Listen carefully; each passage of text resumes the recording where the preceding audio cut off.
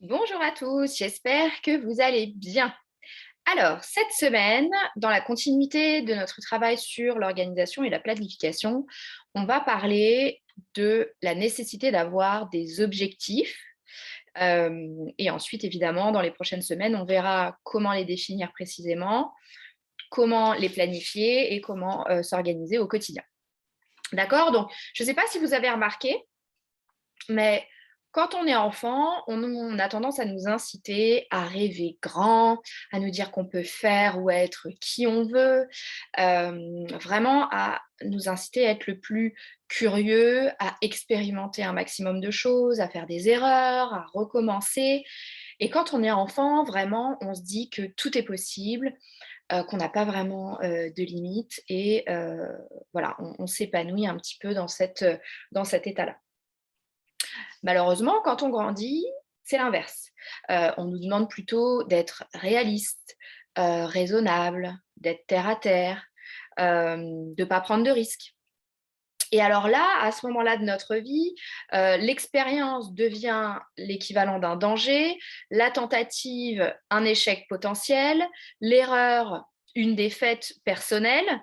Et dans ce cas-là, on se met, en grandissant, à rêver petit, raisonnable. Du coup, on vit petit, ou in fine, on finit par arrêter de rêver. Alors, pourquoi?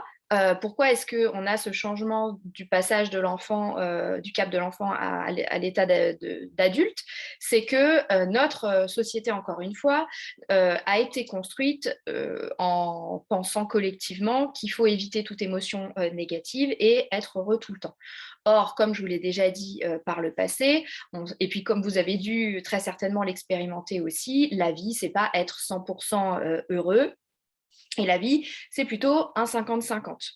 Ça veut dire que expérimenter, essayer et se tromper, peut 50 du temps apporter du positif et 50 du temps apporter du négatif.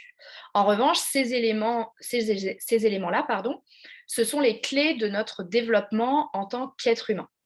Euh, c'est ce qui nous permet enfin, je dirais d'air en air même, dans l'évolution de l'être humain, de changer, d'évoluer, de grandir et de faire en sorte que je dirais oui, notre espèce finalement évolue. Alors, la question qu'on pourrait se poser, c'est du coup, pourquoi est-ce qu'on devrait se limiter si dans tous les cas, quoi qu'on fasse ou qu'on ne fasse pas, la vie sera un 50-50? Donc, moi, j'ai envie de prendre le parti de dire, de toute façon, quitte à ce que le cocktail soit 50-50, autant se développer. Autant focaliser son attention sur quelque chose, ce qui évite au cerveau d'avoir un blabla intempestif dont on n'a pas forcément besoin, et justement de le focaliser sur un objectif ou plusieurs en fonction de ce qu'on a décidé pour soi, je dirais, sur lequel travailler. D'accord? Avoir un objectif, c'est aussi naviguer vers un but avec une boussole, plutôt que de naviguer à vue en subissant plutôt qu'en dirigeant. Avoir un objectif, c'est aussi voilà, naviguer et prendre la barre et choisir intentionnellement où vous avez envie d'aller. Et la question que j'ai envie de vous poser aujourd'hui, c'est la suivante. Qui conduit votre navire en ce moment? Quel cap suivez-vous? C'est important de se poser ces questions-là et de savoir un petit peu où on a envie de se diriger et dans quelle mesure on a envie de se développer.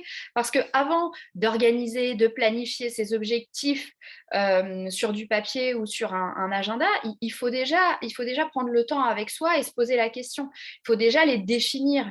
Dans l'article que j'ai publié vendredi, on parlait de la remise de fait de se remettre au sport, etc. Et la question était, quelles sont vos raisons pour choisir cet objectif? Est-ce que vous choisissez cet objectif parce que tout le monde dit qu'il faut se remettre au sport, qu'il ne faut pas se laisser aller, qu'il faut prendre soin de soi, etc. Ou est-ce que vous avez fondamentalement envie de le faire? Et en fonction de ça, vous allez soit trouver un moyen, soit trouver tout un tas d'excuses et abandonner votre objectif. Donc, avant d'organiser, de planifier, réfléchissez, posez-vous avec vous-même, demandez-vous quel cap vous avez envie de suivre. Voilà, la fin de l'année est un bon moment pour se poser et s'interroger sur ces différents points.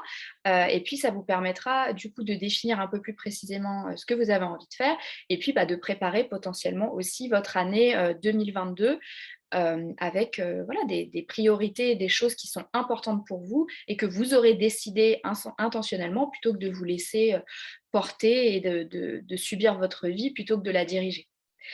Voilà, ce sera tout pour nous aujourd'hui. Je vais vous laisser réfléchir un petit peu là-dessus. Si vous voyez que c'est trop le fouillis dans votre tête et que vous avez besoin d'aide pour mettre un petit peu tout ça en place et pour définir ensemble quels sont les objectifs que vous avez envie d'atteindre et de suivre pour les prochains mois ou du moins pour l'année à venir plutôt, n'hésitez pas à me contacter.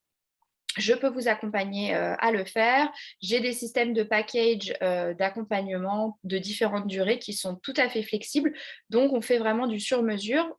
Donc, libre à vous de voir si vous souhaitez investir en vous et mettre un petit peu d'ordre dans votre vie et dans les objectifs que vous avez envie d'atteindre. Et vous pouvez me contacter. La première séance de découverte est toujours offerte et ne vous engage bien entendu à rien. Donc, je suis à votre disposition et je vous souhaite à tous une bonne semaine. À très vite.